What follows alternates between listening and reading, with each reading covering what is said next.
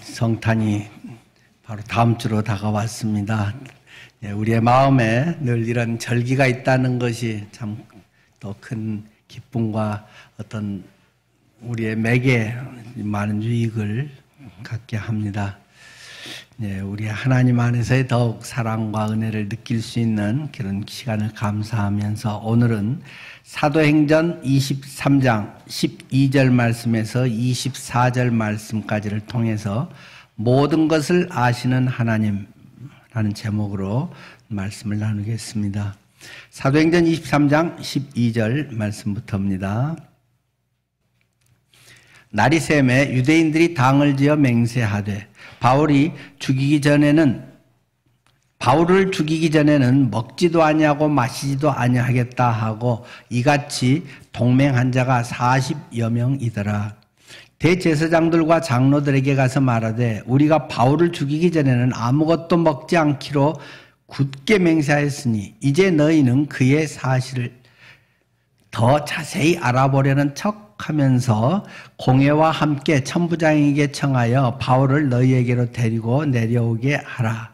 우리는 그가 가까이 오기 전에 죽이기로 준비하였노라 하더니 바울의 생질이 그들이 매복하여 있다 함을 듣고 와서 영내에 들어가 바울에게 알린지라. 바울이 한 백부장을 청하여 이르되 이 청년을 천부장에게로 인도하라. 그에게 무슨 할 말이 있다 하니 천부장에게로 데리고 가서 이르되 죄수 바울이 나를 불러 이 청년이 당신께 할 말이 있다 하여 데리고 가기를 청하더이다 하매 천부장이 그의 손을 잡고 물러가서 조용히 묻되 내게 할 말이 무엇이냐. 대답하되 유대인들이 공모하기를 그들이 바울에 대하여 더 자세한 것을 묻기 위함이라 하고 내일 그를 데리고 공회로 내려오기를 당신께 청하자 하였으니 당신은 그들의 청함을 따르지 마옵소서.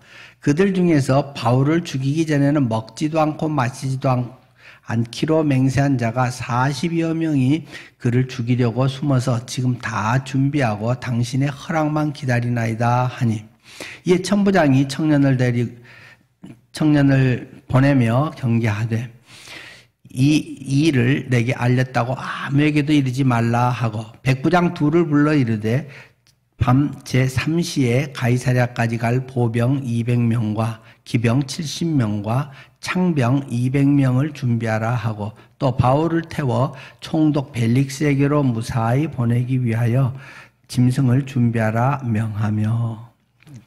같이 읽었습니다. 지난 시간 이 앞에서는 그 사도 바울이 공회에 잡혀와서 신문을 받는 내용이 기록되어 있었죠. 간증을 해도 통하지는 않고 그를 공회에 붙였는데 바울이 그때 아주 기질을 발휘하면서 바리새인으로서 그 사두개인들이 주도하고 있는 그 공회에 또 팽팽한 야당인 이 바리새인들 그들이 믿는 바 또 바울 자신이 실제로 믿고 그렇게 따랐던 그것은 부활을 믿고 영을 믿고 천사를 믿는 그 부분에 대해서 거론을 하니까 믿지 않는 사두개인들과 대판 싸움이 벌어졌다 하는 말씀을 드렸습니다. 그래서 겨우겨우 바울이 거기에 두면 찢겨 죽을까 해서 얼마나 심했으면 바울을 찢어 죽이려고 할 정도로 패고 밟고 난리가 나서 천부장이 긴급 그 구조대를 투입을 해서 바울을 빼내왔다는 것입니다. 그럴 때 그 바울의 심정이 어땠을까요? 여러분이 만약에 그런 상황이 된다면 정말 헌신적으로 주님을 위해서 섬기는데 욕을 그냥 있는 대로 다 듣고 오해를 받고 돈 손해보고 시간 손해보고 사람들에게 또 막 얻어맞기도 하고 만약에 그런 상황이 돼서 그 밤을 맞이한다면 뺨은 욱신욱신거리고 그냥 이도 시큰거리고 다리도 뭐 금이 갔는지 뼈가 부러졌는지 인대가 끊어졌는지 뭐 온통 난리가 난 그런 상태에 밤을 보내는 그런 상황이라고 하면 때로는 얼마나 참담할까. 내가 지금 뭔 짓거리 하고 있는 거야. 내가 뭔 좋은 걸 보려고 이 짓거리를 하고 있는 거지. 내 이런다고 뭐 누가 알아주기나 해?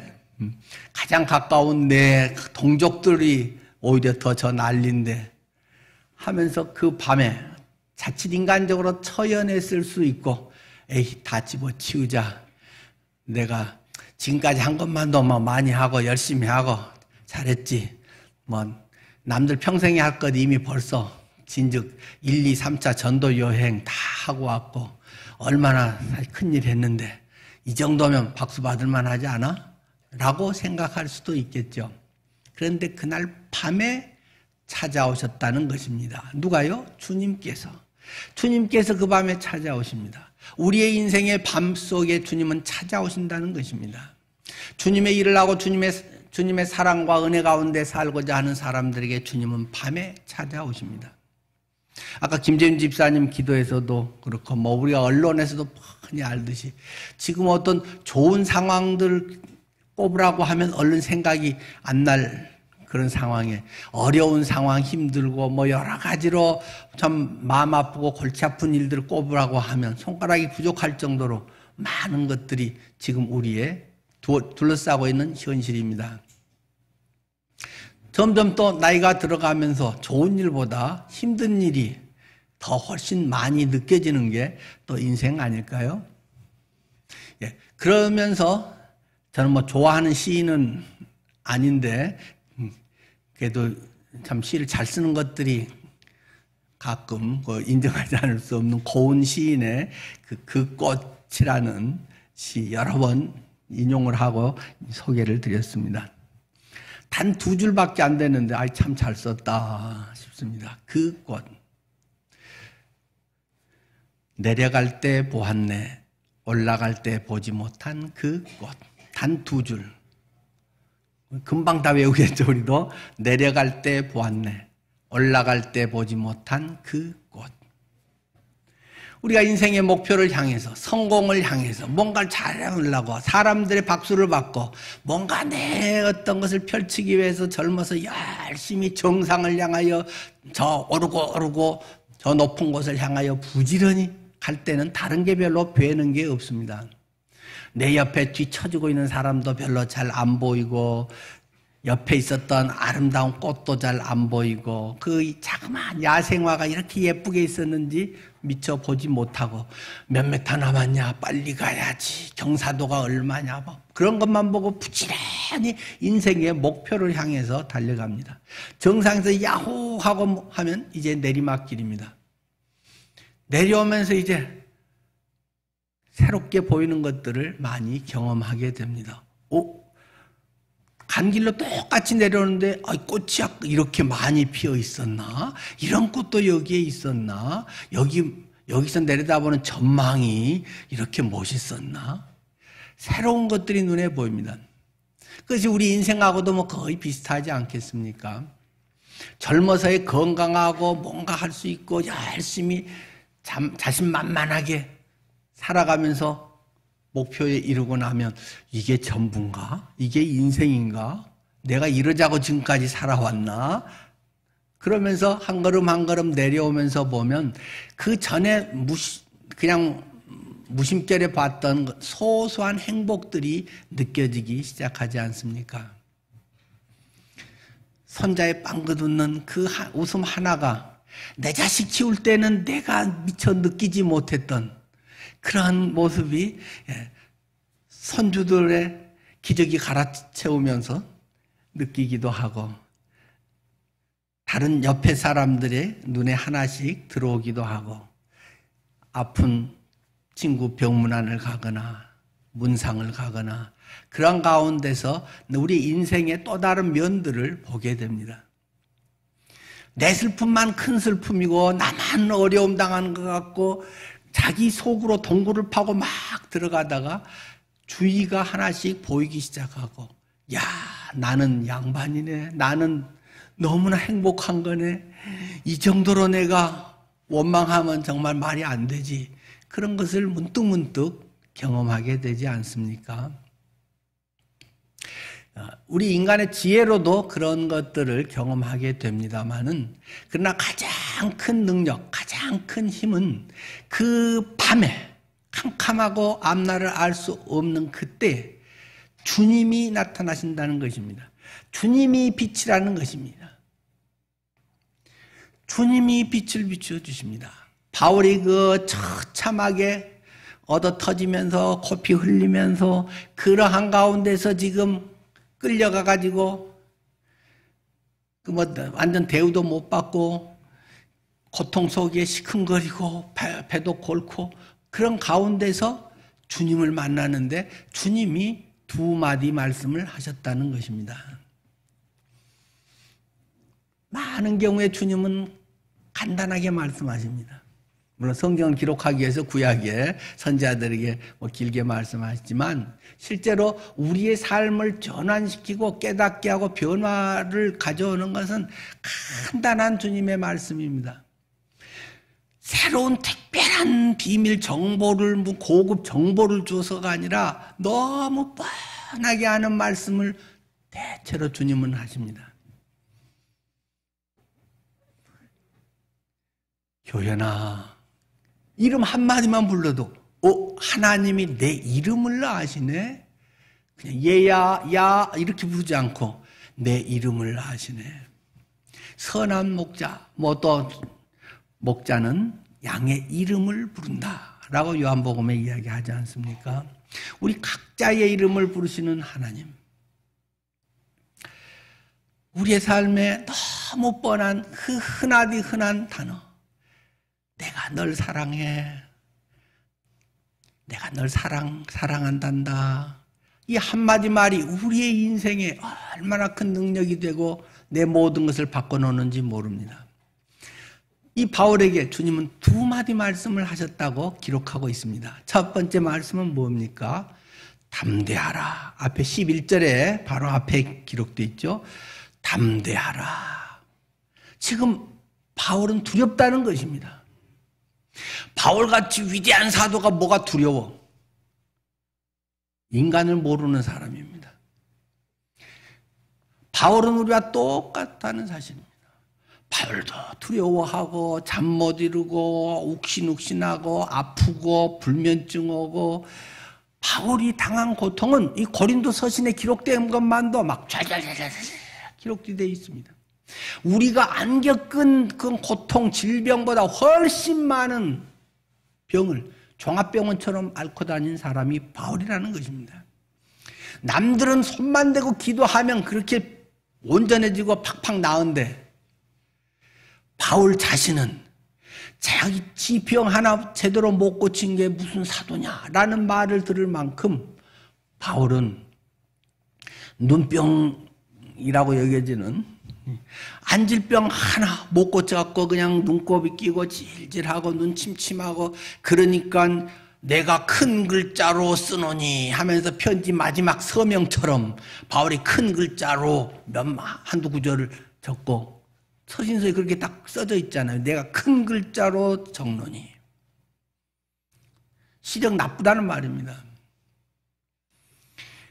침침하기도 하고 안 보이기도 하고 일부 학자는 그 간질병이 있었다. 갑자기 이렇게 해서 막 거품을 흘리고 쓰러지고 막 능력의 하나님 설교를 하다가는 그냥 막 쓰러져 버리고 한다면 얼마나 막 본인이 민망하겠습니까? 그런 바울, 두려운 것입니다. 주님의 위대한 일꾼들도 똑같이 두려운 것입니다. 그냥 겁없이 죽으면 죽으리라, 순교, 이렇게 되는 게 아닙니다. 에스더의 죽으면 죽으리라는 얼마나 마음에 갈등, 고민을 하면서 믿음으로 주님을 바라보고 결단을 하고 그 잠 못 드는 밤들을 얼마나 세우면서 죽으면 죽으리라 하는 결단으로 왕에게 나가야지. 그렇게 해서 나가서 하나님의 일을 하는 것이지, 하나님의 일을 하는 건 누구는 선택받고 누구는 뭐 하니까 그냥 그 사람은 쉽고 별것도 아니고 그렇게 살아도 되고 그렇지 않다는 것입니다. 인간은 똑같습니다. 다 힘들고 내가 안 했으면 좋겠고 내 자식은 이거 안 하고 남들이 위대한 일 했으면 좋겠고 나중에 숟가락 얹었으면 나는 좋겠고 이런 것이 우리들의 다 기본적인 마음이라고 하는 것입니다. 바울은 두려웠습니다. 바울은 불안합니다.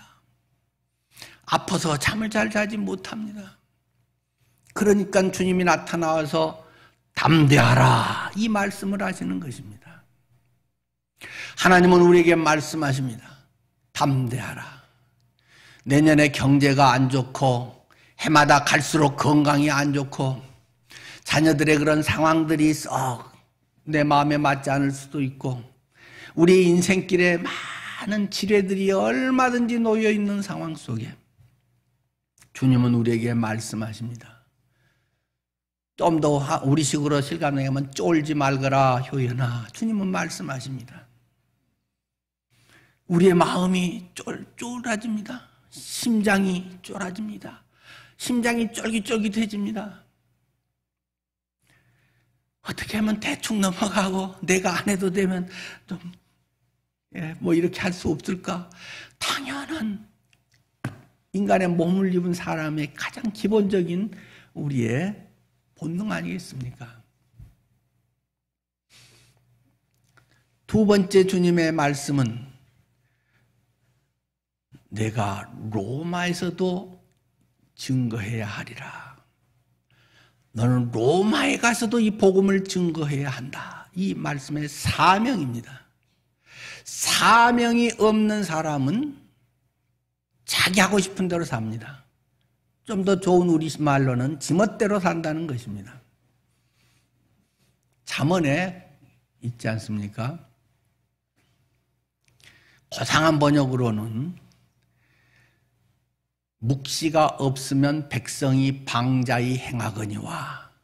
근데 그 말이 조금 너무 고상하게 번역이 됐어요. 근데 이제 뭐 영어식으로 요즘은 더 번역을 하대요. 비전이 없으면 사람들이 자기 하고 싶은 대로 하거니와.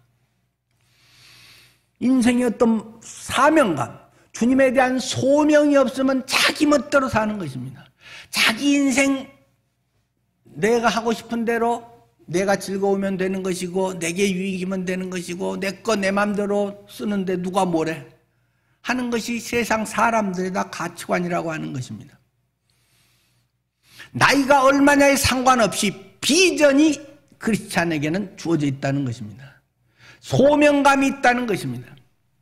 모든 구원받은 사람에게는 다 이 소명이 있고 그것을 이루기 위해서 하나님은 은사라고 하는 것을 주셨다라고 말씀하고 있습니다. 70에도 소명이 여전히 있는 것이고 90에도 소명이 여전히 있는 것입니다.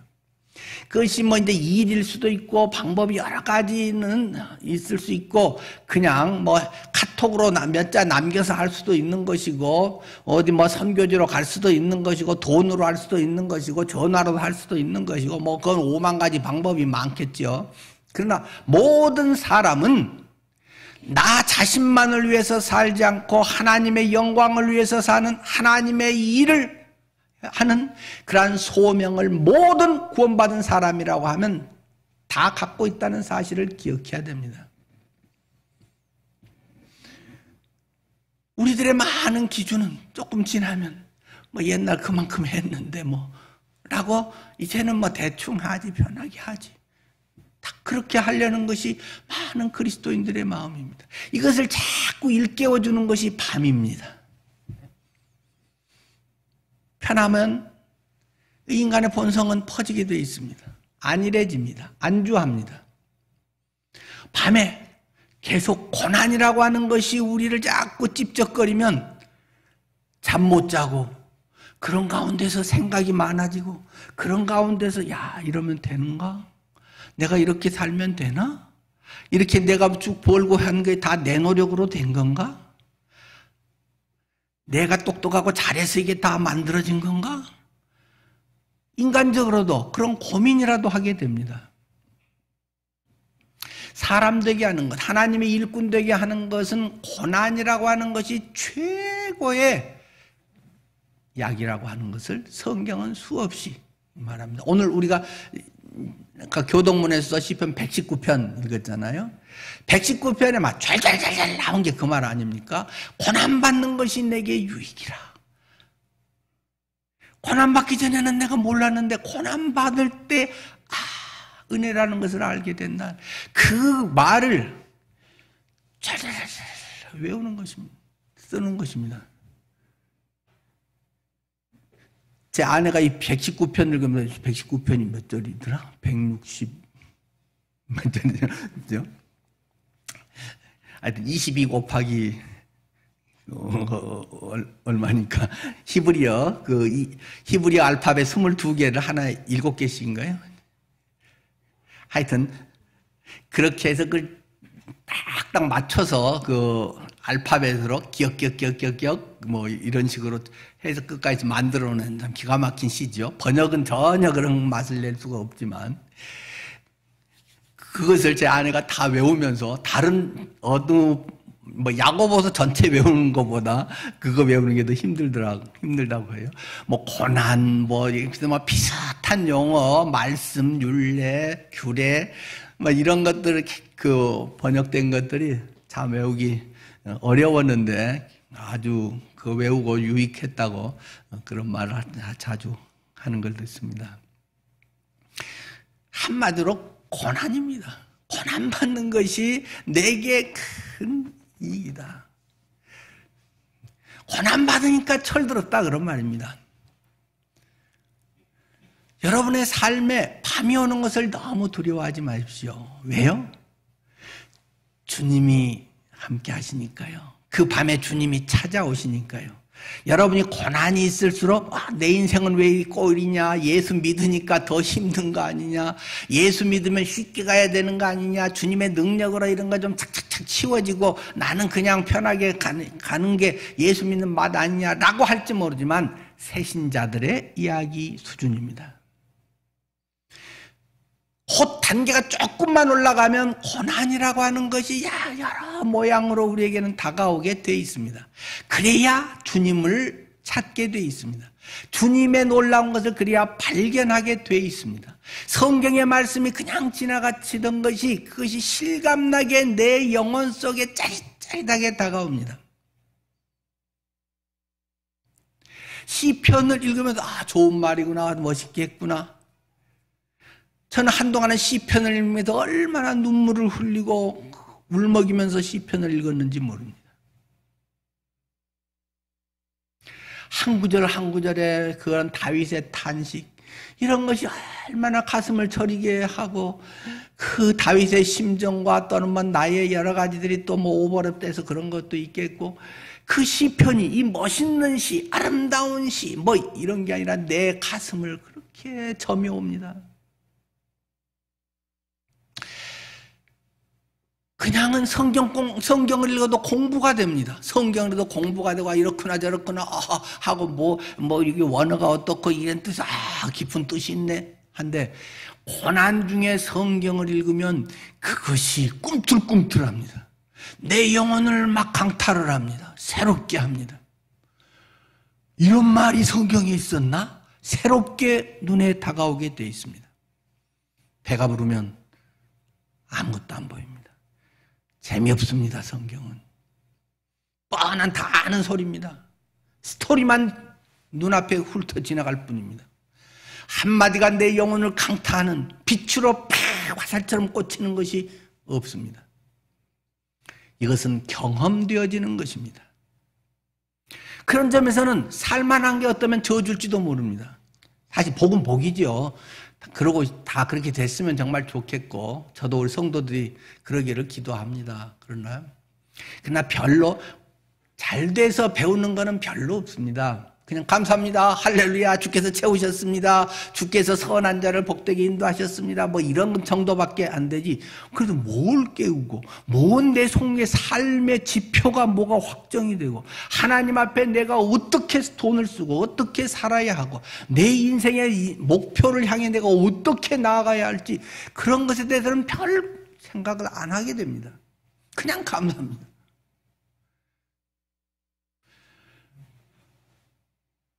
바울은 사명이 있었기 때문에 담대할 수 있는 것입니다.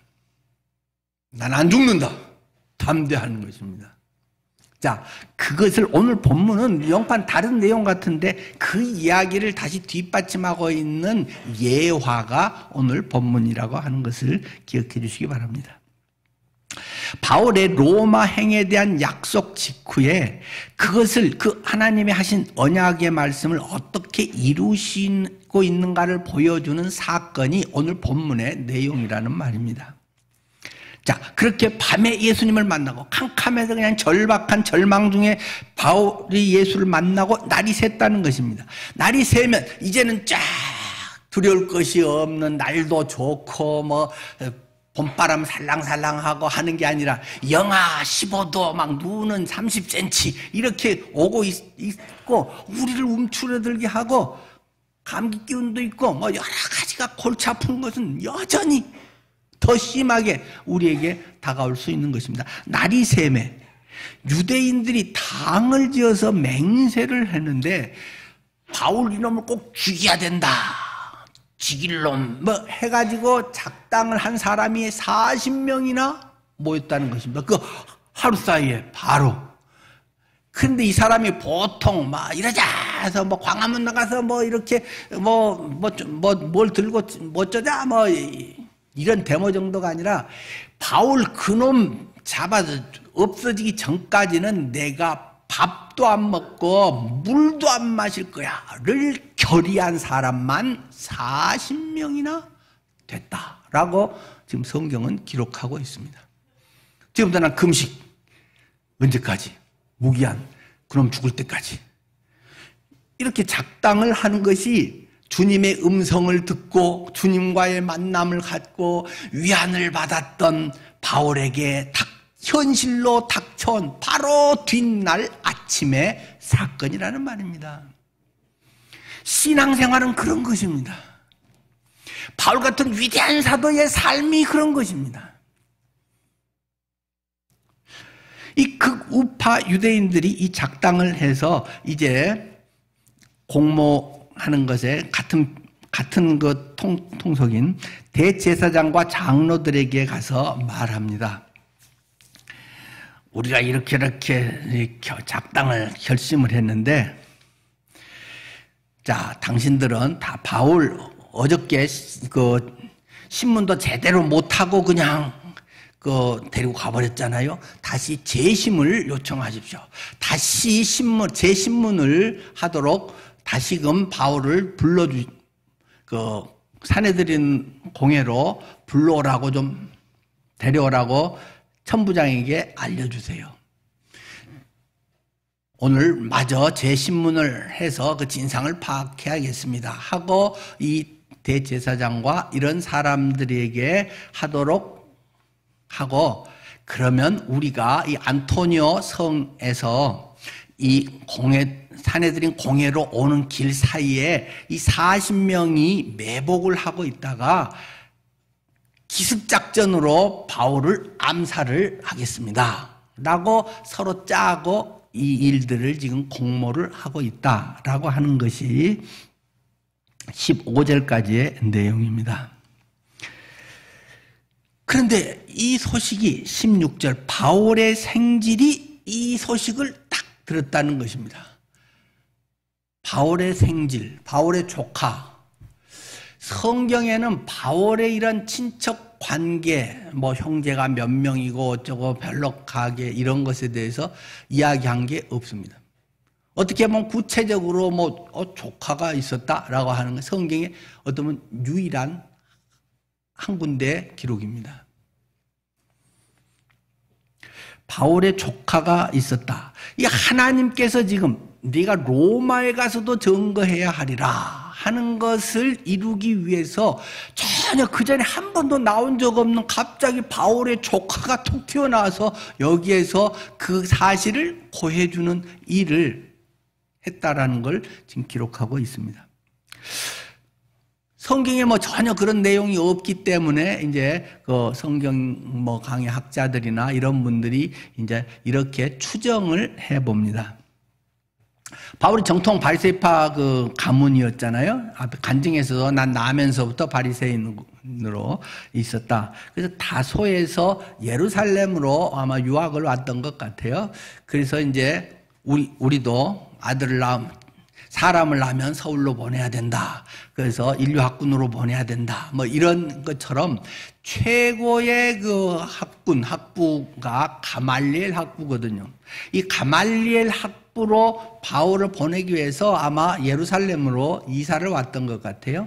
그래서 이제 쭉 상당히 좀 부유하고 그 가문이 좋고 살만하니까 거기에서 이제 그 예루살렘에서 이제 충분히 살게 됐던 것 같은데, 여기에 보니까 조카가 있다는 것은 그 뭔가 누이가 있다는 말이잖아요. 누이가 결혼을 했다는 말이잖아요. 결혼을 해서 아마 그 예루살렘에 살았을 것이다.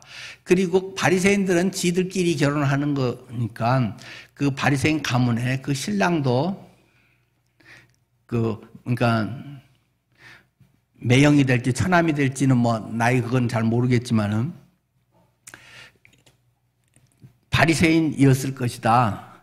그래서 이제 거기 조카가 이제 그 속이 태어났는데, 바울이 아마 그 집에서 쭉 같이 살면서 조카랑 되게 친하게 한 방을 썼는지 뭐 집이 여유 있어 갖고 방 하나씩을 썼는지는 알 수 없지만 그곳에서 살면서 바울이 가말리엘의 이제 이런 교육을 받았던 것이라고 생각을 합니다. 그렇기 때문에 뭐 조카가 있었어도 별로 친하지 않으면 갑자기 그런 소식을 듣고 급히 찾아와서 어떻게 전하고 막 그러지 않았을 가능성도 있는데, 여기에서는 지금 삼촌을 죽이려고 한다는 것이 이제 이 바리새 계통의 이쪽에 공회에 남편도 어떻게 뭐 연결이 돼 있겠죠. 그러니까 바울의 매형인지 거기서 소식을 조카가 어떻게 비밀을 작당을 듣고 바울에게 얼른 와서 지금 알려주었다는 것입니다.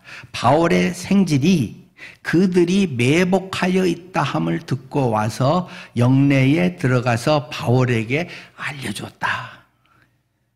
그러니까 바울이 가만히 듣고 있다가 백부장에게 우리 조카 저 천부장에게 좀 데리고 가서 이 사실을 잘 좀 들어보시고 조처를 좀 해 주십시오.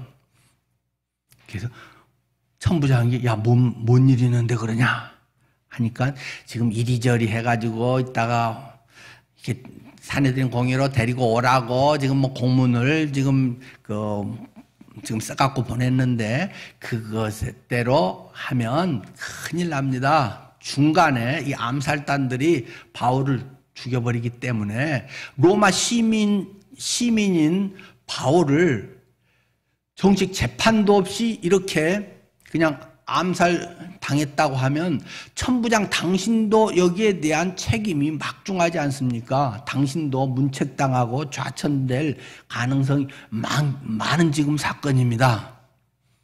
천부장은 처음부터 계속 개입해서 직접 현장에서 데리고 오고 했기 때문에 거기 최종 지금 책임자란 말입니다. 그러니까 그러면 큰일 나지, 안 되지 해서 급히 그날 밤에 다시 밤에서 밤으로 이어져서 빨리 가이사랴로 빨리 이송을 해라 하면서 그 작전에 말려들지 않게 되었다는 것입니다.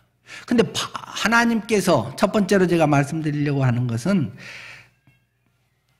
우리가 하나님 몰래 할 수 있는 것은 아무것도 없다는 사실입니다. 이 뻔한 소리를 모르는 사람이 어디 있겠습니까?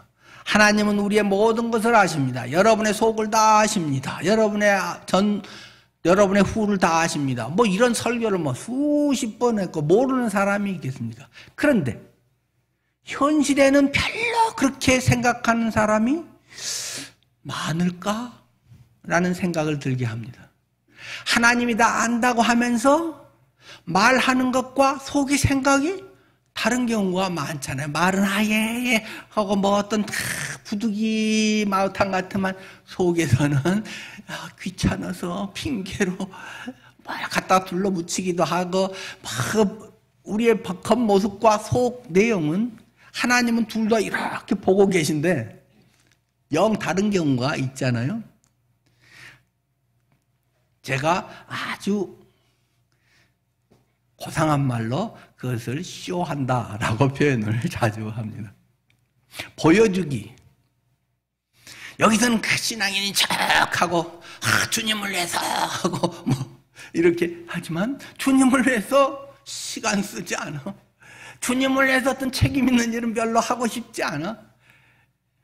세상 돈 버는 거는 열심히 해도 헌금하고 싶지 않아. 뭐 우리 교회 같은 경우는 얼마나 좋아요. 이름도 안 쓰지 뭐 내가 헌금하는지 못하는 안 하는지 뭐 해도 뭐 믿음 좋은 척 얼마든지 쇼하기 좋은 교회가 우리 교회 같은 데죠 뭐.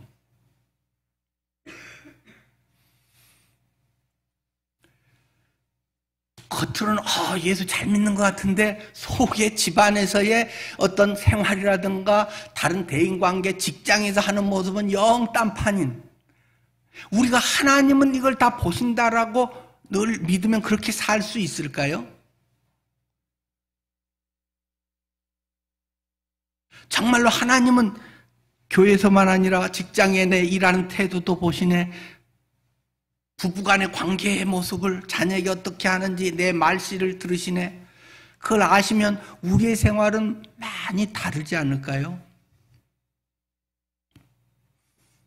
하나님 몰래 할 수 있는 건 없습니다. 하나님이 모르시는 건 없습니다. 이 40명은 기가 막히게 속에서 암살해야지라고 했는데 하나님은 다 보고 계시고 하나님은 어떤 문제를 해결하기 위해서 준비하고 있다는 것입니다. 사실 우리 인생은 굉장히 똑똑한 것 같고 뭔가를 내가 다 알고 잘하는 것 같지만 모르는 것 투성 아닐까요?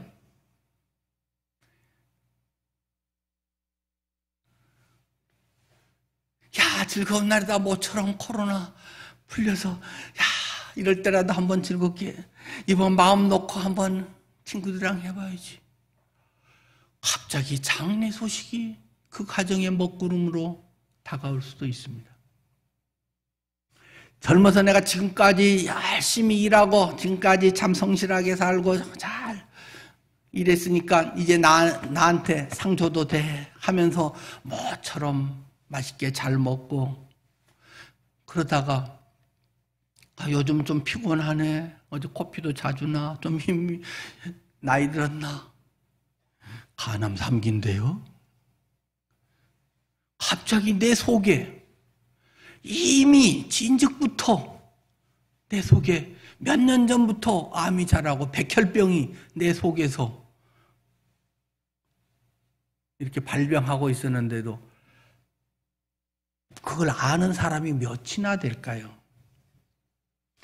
증세가 나타난 다음에야 이상하다? 대부분 이런 거 아니겠습니까? 많은 경우 증세를 안 때는 이미 좀 늦은 경우다라는 것들도 뭐 의학에서는 흔히 하는 말 아닙니까? 나가다가 무슨 교통사고가 10분 후에 일어날는지 그걸 어떻게 누가 알겠습니까?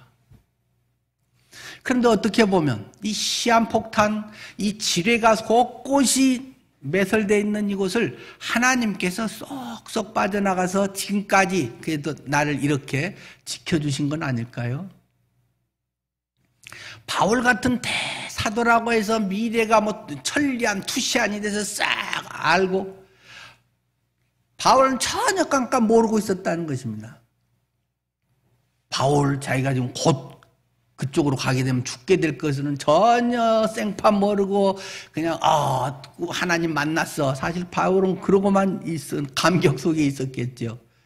조카가 전해준 소식은 그를 엄청 두렵게 하는 소식들입니다. 우리 인생은 그런 겁니다. 무슨 일이 날는지 내 주변에 여러 가지 위기 상황들이 있는데 다만 내가 아직 모른다는 것뿐입니다. 지금 막 차다, 지금 막 사야 된다, 갑자기 막 뛰어오르니까 특히 어려운 사람들이, 젊은 사람들이 영혼까지 끌어서 막 집을 사놨는데 그냥 뭐 어떻게 된 건지는 설명하기도 어려운 집값이 막 뚝뚝뚝 떨어진다는 것입니다. 금리가 막 이렇게 올라간다는 것입니다. 우리 문제만이 아니라 세계가 난리가 난, 세계 금리가 올라가니까 막 미국 더 올린 걸 그나마 안 올리면 우리나라 돈들이 막 다 또 외국에 빠져나가니까 우리도, 미국은 자이언트 스텝으로 가는 데서 우리는 그나마 빅 스텝으로 뭐 이렇게 가고 있다는 것입니다. 내가 투자해서 지금 이건 내 재산이다 라고 했는데 그게 막 한순간에 널뛰기를 하고 있습니다. 내가 보장됐다고 생각하는 것, 그것이 정말로 안전하고 보장된 건가? 뭐 한두 가지 문제만이 아니라 5만 가지 것들이 복합적으로 얽혀있는 문제, 또는 뭐 내가 누가 잘못이라기보다도 막 세계 기후 변화, 난리에 막 지진의 이런 현상들, 이변의 현상들, 이런 것들은 뭐 누구를 탓할 수도 없고, 뭐 이산화탄소 줄입시다, 뭐 2도 올라가면 안 됩니다, 뭐 이런 이야기 정도밖에 안 하지만, 거기에 대해서 일어나고 있는 이러한 엄청난 재난의 상황들을 해결할 길이 없습니다.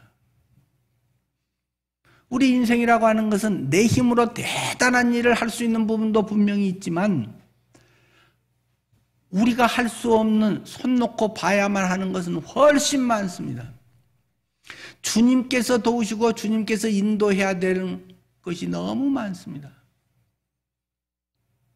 그러고 보면 내가 좀 잘한다고 우쭐하고 우월감 가질 것도 없고, 뭐가 좀 안 됐다고 해서 열등감 가질 것도 없습니다. 남들은 저렇게라도 집을 사고 뭐 하는데 나는 뭐 집도 못 사고, 근데 지금 보니까 집 안 사고 가만히 있었던 게, 야, 너무 잘했어 라고 할 수도 있는 것입니다.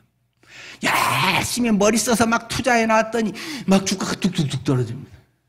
가만히 그냥 이자도 별로 없는 일반 저금 통장이라도 그냥 가만히 놔둘 걸, 이런 생각이 들 때도 있습니다. 우리의 기준, 이런 것은 너무나 상대적입니다. 내가 잘 알고 전문가라고 할수록 그런 허당에 빠질 가능성은 훨씬 큽니다. 모르면 가만히라도 있는데, 한다고 하는 게 오히려 죽을 길로 자기가 찾아 들어가는 경우가 더 많습니다. 그러나 하나님께서는 모든 것을 아시고 필요한 대로, 성경에 한 번도 등장하지 않은 조카가 여기서 갑자기 튀어나올 일이 뭡니까? 하나님은 네가 로마에서도 증거해야 하리라, 이 말씀을 이루기 위해서 조카도 등장시키고 5만 가지 사람들을 다, 여건과 사람들을 등장시키고 있는 걸 보게 됩니다. 그래서 바울의 이야기뿐입니까? 내 인생에도 동일하지 않겠습니까? 내 인생에도 어떤 낙심되고 절망 가운데 아무 대책이 없고 무능하고 어떻게 해야 될지 손 놓고 있을 때, 하나님께서는 이미 내 앞을 아시고 도울 손길을 예비하시고 만날 만한 사람을 만나게 하시고, 하나님께서 뜻밖의 내 인생의 새로운 전환점을 만들 수 있는, 얼마든지 있다는 사실을 기억하십시오. 믿음의 사람들을 향한 하나님의 그 손길과 놀라운 은혜, 단지 그러나 내가 조금 편하고 잘 살게 하기 위해서가 아니라 하나님의 소명의 일들을 이루게 하기 위해서 이러한 일들을 우리 삶 가운데 허락하신다는 것입니다.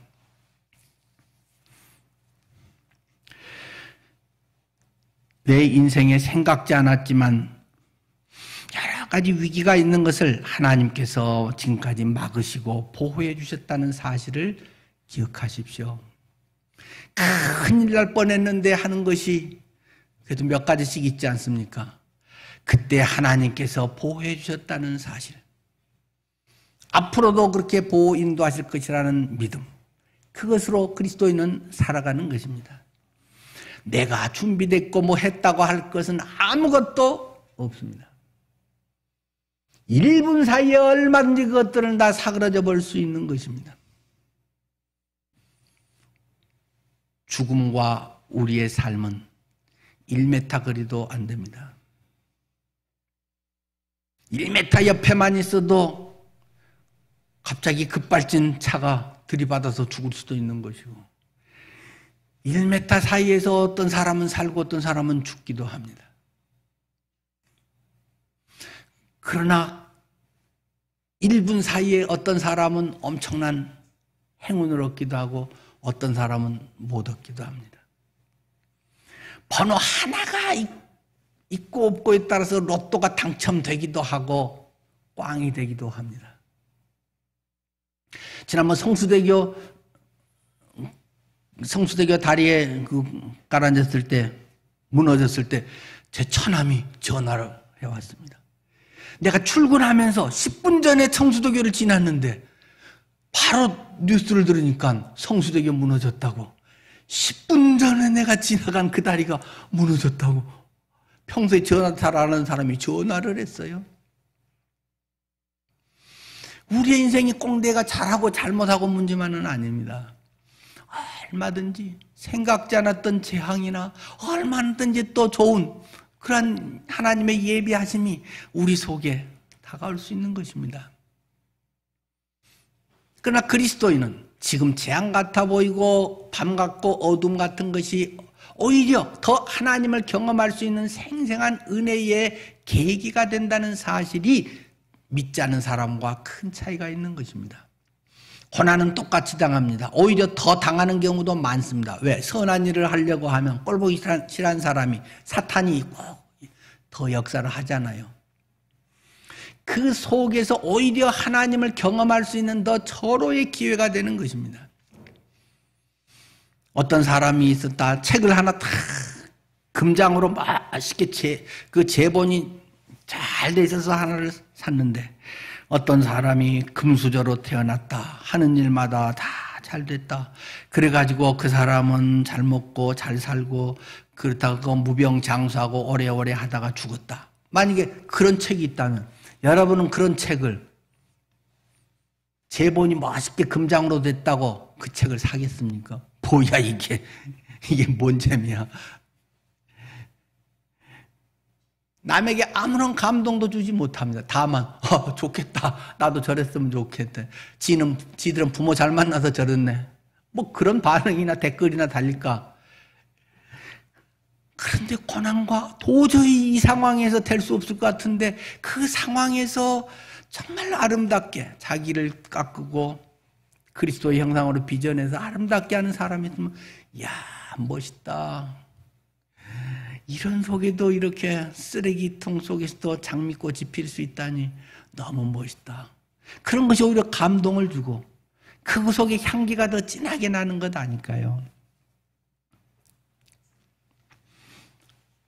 바울에게는 아직 완수할 사명이 있었기 때문입니다. 사명의식을 잃어버린 사람은 불평을 많이 합니다. 왜요? 현재만을 보기 때문에. 닥치는 것에서 내 현실과 나의 어떤 그것에만 눈이 좁아져 버렸기 때문에 불평이 늘 생기게 됩니다. 왜 이걸 나보고 하라 그래? 나만 해? 왜 내가 손해봐야 돼? 밤낮 나나나나나 내가 보고만 평생 뺑뺑이 돌고 살다가 죽습니다. 아무런 영향력도 미치지 못합니다. 복음의 향기와 사명하고는 먼 남의 일입니다. 옥합이 깨어질 때 향기는 퍼지게 되는 것입니다. 가시밭에 백합화가 향기를 멀리 날립니다. 바람이 불면 가시에 백합이 찔려서 막 갈래갈래 찢어집니다. 찢어질 때 향기는 훨씬 진하게 멀리까지 퍼지게 되어 있습니다. 예수 믿는 것은 누구든지 나를 따르려거든 자기 십자가를 지고 나를 좇을 것이니라. 주님은 제자도에 대해서 말씀하셨습니다. 특별히 잘될 어떤 사람이 아니라 모든 구원받은 사람은 다 주님의 제자라고 성경은 이야기합니다. 내가 구원받았어 하나님 자녀라고 한 사람은 다 각 자기의 크고 작은 십자가 소명이 있다는 것을 기억해야 됩니다. 안 하고 한다고 해서 안 되는 게 뺀질뺀질하다가 고생하다가 어쨌든 하게 되거나 그만큼 그 이상의 어려움을 겪게 되는 것입니다.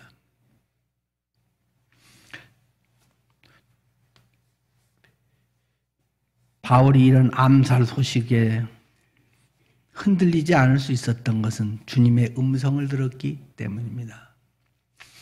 아니, 버텨야지. 그런 인간의 의지로 뭐 되겠습니까? 주님의 음성이, 주님과의 생생한 만남이 있기를 바랍니다.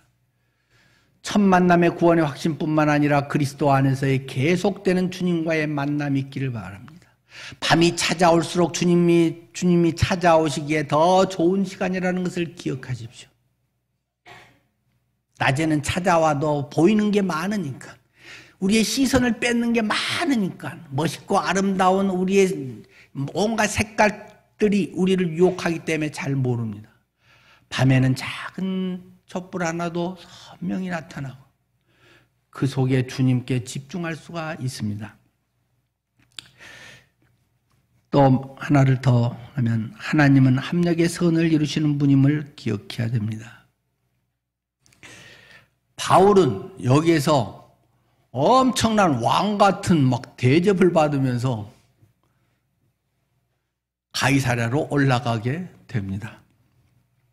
여기도 밤입니다. 역시 하나님의 역사는 밤에 이루어집니다. 고난 속에 이루어집니다. 백부장 둘을 불러서 천부장이 말하는데, 밤 제3시, 이거는 우리 시간으로 하면 저녁 밤 9시입니다. 밤 9시에 가이사랴까지 갈 군인들을 대기를 시켜라. 근데 보병이 걸어서 하는 사람이 200명, 기병, 말 타고 호위하는 사람이 70명, 창병, 창을 들고 옆에서 호위하는 사람이 200명, 470명을, 바울 한 명을 호송하는데 이 정규군 내 로마 군인들이 470명을 동원해서 가는데, 바울을 질질 끌려가니라고 아니라 무사히 보내기 위하여 짐승을 준비하라 명하여 말을 준비해서 바울은 말에 태워서 이 470명이 완전히 에워싸고 호위를 해서 지금 벨릭스 총독이 있는 가이사랴까지 모시고 갔다라는 것입니다. 죄수가 이런 대접을 받다니요. 사명을 위해서 하나님께서 놀라운 일을 예비하시고 인도하십니다. 여러분들이 어떤 사명 그러면 자꾸 고생 안 해도 되는데 사서 고생한다라고 생각하시는 사람이 있습니다. 그런 분들은 예수를 알아야 됩니다. 예수님의 사랑을 알아야 됩니다. 주님이 어떤 분인가를 알아야 됩니다. 일을 하고 안 하고는 별로 중요하지 않습니다. 그런 사람이 뭐 일해봐야 하나님께 무슨 영광이 되겠습니까? 그냥 마지못해 하고 불평하면서 하고 짜증내면서 하고 나서도 생색이나 내고, 이건 하나님과 아무 상관이 없는 것입니다. 주여 주여 하는 자마다 천국에 가는 것이 아니라 내 아버지의 뜻대로 행하는 자라야 간다고 말씀하지 않습니까? 그날에 너희가 나는 선지자 노릇했는데요, 나는 많은 능력을 베풀었는데요, 어쩌고 저쩌고 다 한 가닥씩 하고 보이는 건 엄청 많다. 내는 어디서 뭐하고 그래서 내가 너를 도무지 알지 못한다. 불법을 행하는 자들아 내게서 떠나가라. 마태복음 7장에 예수님이 직접 하신 말씀 아닙니까? 이 일을 뭐 얼마나 하고 안 하고는 그건 그렇게 중요한 게 아닙니다. 그건 또 내세울 것도 아무것도 아닙니다. 그냥 그렇게 한 거고 천국 가서 상 받으면 되는 거지. 남들이 알아주면 뭐 굳이 안 했다고 말하기도 또 그렇잖아요. 이거 사실인 게 그냥 박수 쳐주면 감사합니다 하고 그냥 얼른 끝나고 넘어가야지. 그걸 무슨 어디다가 막 명함에다 쓰고 뭐 어디다가 막 그거 길게 뭐 하고 말 것도 없는 것입니다. 그런 거는. 하나님 앞에서 내게 맡겨주신 것을 그냥 묵묵히 내가 할 수 있는 최선으로 그냥 지혜롭게 그걸 하고 끝나면 주님 앞에 가는 것이 우리 그리스도인들의 삶이고, 그 나를 위해서 십자가에서 그렇게 죽으셔서 그 모든 것을 쏟아부어서 이루신 주님에 대한 당연한 나의 반응일 뿐입니다. 그것도 부족한 것이고 뭐 그렇게 한 것이 뭐 100분의 1이라도 갚는 것이 아니라 그냥 그것을 견딜 수 없는 그 은혜 감격에서 그렇게 할 뿐인 것입니다. 우리들의 삶이 주님 앞에서 이러한 말씀 앞에서 사도 바울의 이 예화를 통해서, 사도 바울은 특별철인 강인 특별한 사람이 아니라 나와 똑같은 사람이다. 성경에 있는 것처럼 엘리야는 그 위대한 능력의 종 대표 엘리야는 우리와 성정이 같은 사람이로되 우리하고 똑같은 몸뚱이로 똑같이 아프고 고프고 헐벗고 느끼고 자존심 상하고 엘리야는 우리와 성정이 똑같은 사람이라고 야고보는 마지막 5장에서 이야기하지 않습니까? 여러분의 삶이 주님 앞에 온전히 드려져서 쓰임받을 수 있다면 얼마나 감사한 일일까요? 너무 현실 보고 몸살이지 마십시오. 30분 후에 일도 모르는데 뭘 그렇게 90, 100세까지 뭘 안다고 그렇게 애쓴다고 되는 것만 아닌 것 같습니다. 그러나 관리는 잘 해야 되겠죠. 할 수 있는 부분에 관리는 잘 해야 되겠죠. 그러나 현실에만 초점을 고정하지 마시고 하나님 이걸 통해 뭘 하시려는가 늘 하나님 관점의 질문을 하셔야 됩니다. 그렇지 않으면 안 믿는 사람하고 똑같이 살게 된다는 것입니다. 하나님의 그런 역사가 여러분들의 눈에 시야 관점이 되기를 축원합니다. 기도하겠습니다.